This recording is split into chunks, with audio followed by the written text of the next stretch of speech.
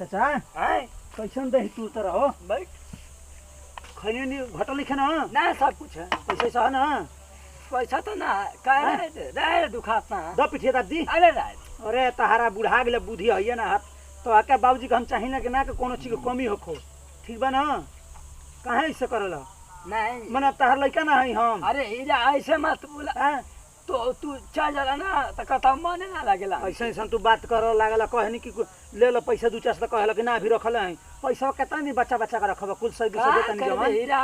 जिंदगी ऐसन पलट गेल है ना ऐसा ऐसा है खा के का करबा बुढ़ापा में कहीं मर और जाए पैसा कुल ले जाके मने हमके चाचा ये तो के लागत न हमनी के पराया समझला पर ना अरे नहीं हम पराया समझ तो देखला जब बाबूजी के जितना ना मैंने तो तरह का मैं नहीं है हम कहे नहीं बाबूजी से कहनी कि देखो चाचा कोनो कमी बेसी ना होके लोग लई कहे नहीं कि बाण बना ना बस सही का तू दुआर बात हमनी के टाटी नहीं हर बड़ा एकदम थुनी है खा रहेला कोनो काम होला त हमनी के कहे कि बाण चाहवन हमनी के कहता केस फौजदारी हो जाता हमें दौड़ के जा हां मैं थाना पुलिस में देखत हो कोर्ट कचहरी कम बात बा बस सही है एगो पतो है तारा कोनो चीज देखो घर के केहू बोले मुंह न फूले नहीं कोनो काम हमसे बोलनी कि हां पड़वा है दे हौ दे हम लिया के दे ठीक बात नहीं मेहराज हमर तनी बहुत तेज है जानते बा पढ़ल लिखल है तनी चाचा कुछ बोलबो कर दे जा आंख मुद लिया तू ही का करे के बा आ कोनो बात अगर ऐसा करे तो हमसे बताई तुरंत मार के उनका तुरंत दे तुर के नहीं भेज दे गांव में हम वो हम के हाँ। खाना मिला था माई बाप पहले बढ़ के केहू नहीं के बता देनी पहले तो बात है आ तुरंत हमको जो घर है अपन निकल आज जिंदगी कैसे पार लगी हाँ। रहो के मार के खेत बे चाचा आए उहे बुझाते के पैदा कइले का के तोहन लोग पैदा तो कइले वही से हमसे ढेर ना बतिए मेहरारू अरे चुपचाप रह कौन चीज कमी बेसी होई हमको बताइए तू तो सुत बैठ आ खा पी ऐश कर ठीक बा का करी मुर्गा लिया दी कि मछली लिया दे बररिया भरा लिया दी हाँ, लिया दी, ठीक बा तो जाते हैं हम बाजार हाँ, लेके जो। आए आराम आराम जा, करो जा। आ, देखियो अरे देखिए रे चाचा का कोनो परेशानी ना होके नहीं पतो ये हाँ। सेवा करी काज ने कहां गलियो बोलतो नहीं अब गुल्ला करे का मुंह में पानी का लेके करी तो करे पतो ये तनी लिया था ए पतो है पतो है सुनो तो हो तनी गरम पानी कुला करे के लिया था एगो सही है बड़ा सकी आँखी के दरिया पर था काहे मर जाए तो कैसे जिए कैसे रहे पतो है ए पारू रानी तनी एक लोटा पानी आया तो कुल्ला करके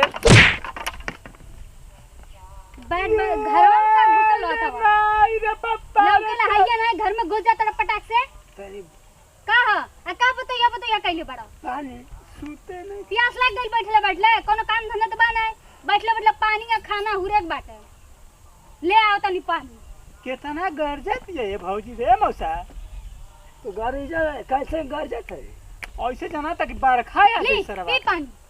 पी ही पानी खाली बैठ के का, पानी कुछ हो गइल चाहिए और खाना चाहिए हाय ले पतोहिया तो हो ले पतोहिया काम पड़ल बा जाके काम कर फ्री में खाए के ना देव हम ठीक बा अब कैसा लकड़ी तो लेके आए बेकार में लकड़ी लेके आई लकड़ी पे खाना बनी लकड़ी पे भगोना कढ़ाई करिया हो जाता टे जाके साफ करी हमसे नहीं धोई करी खब बर्तन अयो ठीक बा। पप्पा ई का हो नसीब में ऐसा न लुआ खाओ तू नसीब के बात मत करी नसीब करो अच्छा रहला कि हम आ गई बानी है ना ते तन कैसन डाहत हो दाहत नहीं खी अब इन कम बाटे जाके अब करी करी के करिया हो गइल बाटे लुगा का कढ़ाई पीछे क्या भवा ना कढ़ाई करिया हो गइल बा जाके साफ कर पहले चली उठी उठी नौटंकी ककल लगी डंटा लेके चले नी अयो बुझाला चलना ना जाला उठी उठी पहले चली जाई कैसे घघहती है राजू। ये आनहर कहीं के तोरी जीव रोक कले बना जा काम करी पहले तो खानदान ना रोके रे का कहले है ए मौसा रे मारतिया रे शांति से जगह बैठे तड़े ना खाई कर और चुपचाप पड़ल कर काहे कि अभी खैर मनाओ मम्मी रे खाना दे खाई भूखा गई ला हां सर तो भूख लग गई चल अंदर चल खाना दी हां अपन लइकवा के दे तलु खूब अच्छा काहे भाग ना चला दी? के ज्यादा ना बोली हमसे हां हमनी के दुश्मन के देख ना लइका जाता हां देख के तो हां देख नहीं खचा हो अपन लइकवा का चबका अब खिलावत हो कारी देबे एजा खत्म हो जाइबा कर देवी फिर अपन मैं लइका आके खात हवा हमरे घरे हैं हमर मर्दे के ससुर के कपार पे तो हार खातन के भैया खात हई काहे खइबा हमर मर्दे खात नहीं का तू मरत तो हर बाद में पहले भाई हम हमनी के भाई तो हम भाई बनवावत है देखा के त घर में न तबाही ला देना ओए कहियो हो बापा ई लइकवा बैठ के के खा अपन लो। खिलावत है 3 टाइम 4 टाइम हमन के सारा के सुबह के खइले बारी लाद हपा हपा भाई अब मौसवा से काम करावती है भैया ले देखत नहीं कहत नहीं तो लागी तो ठीक है ना लागी तब ए मौसा रे खा जा तो हना एगो बेटा हकीकत में हम के मानत है ये गोरची मनी अपने गोराई पे घमंड कर हमनी के करिया आदमी के कहाँ चिनी एकरे गोराई में आग करिया करिया बारी जे हम शुरुआत मार के खेत में निकारी घरवा में से आईना से में हमन के बर्तन कैले जा बर्तन मजले है जा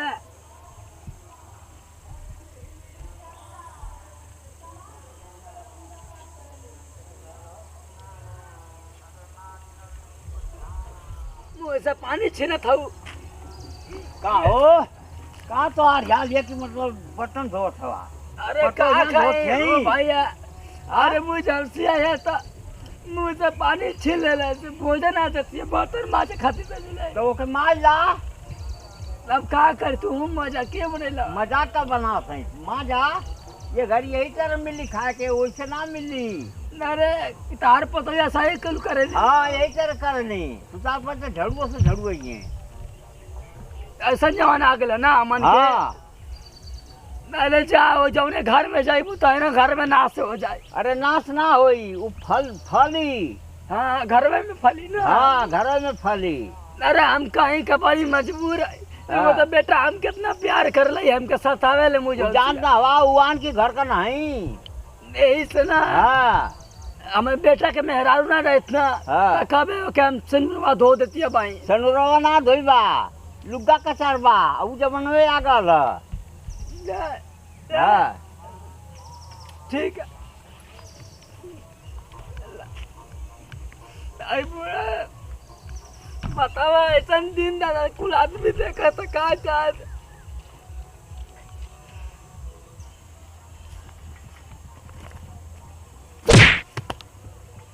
बैठ के करे सोच में डूबल बाड़ा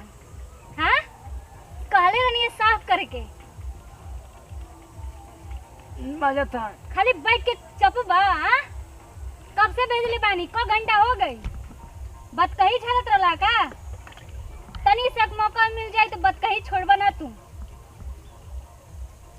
अभी तक मसला ना तो खाना कब बनी मजा था कितना टाइम लगी यही में कचौड़ दे में हम बता देते हैं कि हमारा मूड मत खराब करा लोगन और जल्दी साफ कर खाना बना के टाइम हो गइल बाटे सांझ हो गइल बा मजा तो बाली का है तो के अब हम कम करतनी बहुत बेटा के बेटा बेटा कैले बड़ा देखत हन तार बेटौगा कैसे तार पीछे पड़ता अरे हो गई अब जा अब तोरे पाँव पर जल्दी धोआ पहले साफ करके लाओ जल्दी से जितना कहती उतना कल करा ना तो हम दिमाग सीधा कर दें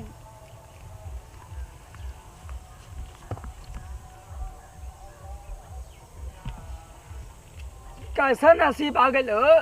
एगो हमार चांदी निहर हीरा हमके कितना माना था आई कैसन काली नागिन आ गए कि हमके 10-10 के पूरा लागत था कि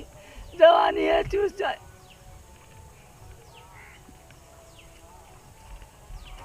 अरे पता है मौसा रे ए मौसा का रे यार बाबा हाँ हीरा ए मौसा तुझे बाबा मारो तो ये घरवा हो हाँ मार मार के हमके पिठिया लाल कर ले खाना 60 कबार दिले खाना कनी है ना तो ना दिले हीरा उतना आयरा ला गाँव में काट रहा ना सिपर्सन का कना ना आवे रहा काटे के आजकल तुमको पुलिस आके रहता परवान के मुँह मत लागा तो खनबो ना मिल ए मौसा रे ये तो के हम सिखाएला कि अंड बंड काम मत कर ए मौसा हमर बियाह कर दे ना कर देबा त हमार मौगी आई तो सेवा करी तोहरे के अरे हीरा उहे तो कहत कि हमार मौगी तो के बहुत सेवा करी आ तारो करे तारो मौगी ऐसा ही सेवा करी का दिक्कत ए मौसा रे हाँ? हमारा के ना खाना ना देता है अपन लइका बा के 3 टाइम खाना देत रही है। चल चल आप देखा जा भूख लागल रे मौसा। आओ कराई ना मत चल आ जिया के ना मौसा रे भूख लागल बा। पता है आला तो ऐसे घरवा में घुस लागल लोगन हां ला शर्म नहीं है पतोहिया डर नहीं जा ए धोल में बर्तन अब भाई बहुत काम बा ठीक बा हां हटा ई सब पॉलिशनिया मरिया गंदा इंसान हलाई झाड़ू मारा ले जाके पूरा घर साफ चाहिए हमके ना कहीं गई ऐसे चाप दे खत्म हो जाइए जन बैठ के खात हवा ना खाई सब निकाल है सब बोल दे झाड़ू लगाओ नौटंकी ना हमें सामने चाहिए अरे मत बोला यार इसका तू लिया रे चल ना बस कैसे डर जाता ये जना तक भैया के खरीद ले बोले वैसे बोलत है हमरो के बोलत है ना करब त बुलाऊ बिना मतलब के हमारे घर में बैठ के अनाज खाता हो ना मतलब काम बैठ के खाता खाई है कहाँ से उठा के एके लाके रख देले बने घर में कैसे मौसा हम चल जाई रे गावे कैसन चल झाड़ू लगा हमें से ना ज्यादा नौटंकी बतियाएंगे आराम से हम तो सब कुछ कर दे तो के सब कुछ कर दे तेरे से मतलब तो आज जब मैं खुशी रही ना वही में तो के खाना बना के दे एक चीज कमी ना हो के दे काम करा बस ना चाहिए हमके ए भौजी हमके बेटा के खुश रखिए भौजी रे हम बाहर बेटा दे के खुश रखिए ए भौजी बड़े रे निम्मन देले बड़ा लोगन बेटा खुश ए रखिए भौजी खाई कर दे दी ना हम बाहर हम के बोलते हैं सुनत है हम बर्तन मार देनी घर बाहर देनी अब बेटा के यदि कुछ बोल देली का कहलबा तू का कहलबा वो ऐसा कहत ए चापी दे खत्म हो जाइबा ए भौजी रे खइला से घुरहुआ हमरो के खीर दे अब तो के हम देतन भर पेट खा लो अब देतन हो भूख लागल रे अब देतन तो के हम ए मौसा रे जो हम लौकत बा का बैठल बानी ऊपर काहे बाहर था ना भारत तब दिक्कत भारत तब दिक्कत करेगा करेगा मौसा रे चल ना हमनी के दूसरा जगह भाग चले के ए मौसा रे क्या करते थे साजना बाबूजी। तुम हमसे दूर अरे का रह कहतनी कहे नहीं रहे कि के हम कर देम बाहर अरे काम कैसन चाचा नीचे बैठल बड़ा हो हमारे कहाँ थे? बाहर के भी काम हम कर ये सकेनी मतलब खुफिया राज कभी छुपैला से छुपल का ना का करते है रे एक दिन के बाद- चाचा का करते हन अरे अच्छा है ना काहे ऐसन मुंह कइले हो अरे कुछ नहीं रहा कोनो तकलीफ है ना कोनो दिक्कत है कुछ बोलला सिकाई ना कुछ बोलिए कुछ रे ना जी हां बोलिए मैं चाह देले है चके हाँ ए सुनो खइले है की कैसन होत रे ए चाचा चाचा है देखो अगर सी आई का कला के बड़की मछली ना पड़ रहते लेट हो गेल हमर जाए में पैदल इजाजत में तो सीधे ले कहनी ठीक बा रख दे बना दे हां ले रख दे इधर। बना दे इधर आए बनाऊगा बना के भाग से चाचा के पहले दे खाना के ओकर बाद शाम खाई ठीक बा हम आवत तने के बुझल हनवा ले ले ठीक बा कोनो दिक्कत तकलीफ ना होके चाहिए जल्दी बनाओ जल्दी फोड़ के बना के आ जल्दी खिया उनको लोग के मंगौला है ना बनावा और खा तालू के नौकर ना है क्या मछली बना के दे बड़ा फरमा के चल गई ना बनाओ जाके मछली से सरी हमरे ना काटे आला अब तू का नखरा कैले बड़े बे हां उनके समनवा नौटंकी करत रहे भूख लग जा तू अच्छा जा पतो हम तो के बना के खिया दे नहीं कल जा काम कर अपन मैं कपाले पे जाल हो गइल बड़ा लोगन को लोगन जीव रोक कर देले बड़ा लोगन नमस्ते प्रणाम आप लोग को ये वीडियो देख के मतलब हमारे पे गुस्सा तो आता होगा पर आप लोग को समझाने के लिए और दिखाने के लिए ये वीडियो बना है और ध्यान दीजिएगा कि कभी भी अपने बाप हो या ससुर बाटे नहीं होते हैं अगर बाप नहीं होता हमारे साथ तो ससुर होता है तो उनकी इज्जत कीजिए क्योंकि जो हमने अपने ससुर के साथ किया वो आप अपने ससुर के साथ मत कीजिएगा प्लीज़ ध्यान दीजिएगा कि ऐसे गलती आपसे ना हो प्रणाम करते हैं गोड़ छुगो लगते हैं तमाम भोजपुरी श्रोता समाज के ही तरह प्यार दुला से पूरा टीम बन रखल जाए का खेल लो है सीधरी मछली बन लो कि ना ना बनले तो चाँद के मुँगा घलब अगर जहिए चाचा कह दिलन कि तकलीफ दिले हवे तो गर्दनिए खचाक से उड़ा दिलन ना जो जी। सीधरी मछली बना ठीक हाँ जो तो यही तरह प्यार दुला से छतर से पूरा टीम पर बन रखल जाए वीडियो बनाओ खास संदेश उदेश मकसद बा के देखते बने कि एगो पतो अपना चाचा ससुर के माने चाचा भी ससुर लागेलन, बाप भी ससुर लागेलन, तो कितना सतावत हिय कि पानी मुंह तर कर दिहल जाता तो मार के गिरा देता। कितना तकलीफ के बात बा। दुश्मनों को भी पानी मांगेला तो ओकरा के आदमी पिया देवेला। और देखते बनी कि कढ़ाई बर्तन मजवावत हिय, झाड़ू लगवावत हिय, अपना लड़का के खाना खियावत हिय, लोग के खाना ना देत हिय। आदमी पूछता ठीक से चाचा के देखे न रे, बाबूजी के देखे सेवा कर न, तो हाँ डांट कर रखली है उ लोग के। बुढ़ऊ कुछ मुँह खोलल हो आदमी के सामने तो गर्दन तहार उड़ा देम। ठीक है, तो कहे का मतलब ये तरीका के वीडियो इसलिए बनावल गई बा सब खातिर कि गांव शहर देहात में ये तरीका प्रक्रिया और ये तरीका घटना घट रहा बा। केहू आजकल तनी स्मार्ट कोनो पतो हो कस, तनी पढ़ल लिखल हो तनी दहेज वहेज लेके आई लोग तो कितना अपन ससुर साथ अत्याचार करते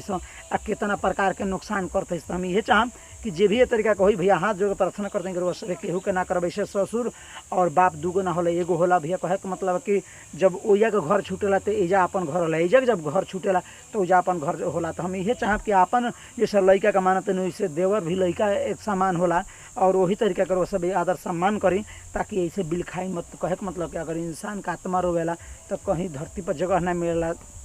एक कहते वीडियो बना कि माई बाप का सेवा करी जा, आदर सम्मान करी ये तरीके कोनो काम होके चाहे कुछ हो के सतावे के ना चाहिए। बस यही कहते वीडियो बना इमोशनल वीडियो बा, प्यार दोस्त बात बने रखा जाए। और हमारा खेसारी टू कॉमेडी और नेहा में जुगल प्रीति में जुगल खेसारी टू डिजिटल वाले के जे सब्सक्राइब करे, लाइक करे, शेयर करी। और हमने की Instagram ID Khesari two comedy, Facebook ID Khesari two comedy और Twitter ID Khesari two comedy के नाम से बा। और वो सब डिस्क्रिप्शन में लिंक मिल जाए, सब फॉलो करी जा, उससे जुड़ सकता है जा, हमसे बातचीत हो सकता, प्यार मोहब्बत के दो चार बात हो सकता। और हमारा हमारा प्रोटीन से थोड़ा सा भी गलती भले तो दिल पर बनाती पता बटा समझ के माफ कर दीजिए। फिर से अगले वीडियो मिल जाए। जय जवान जय किसान, बचपन देश किसान, कोना कोना पहुँचाए हुए तनकी भोजपुरी। नमस्कार।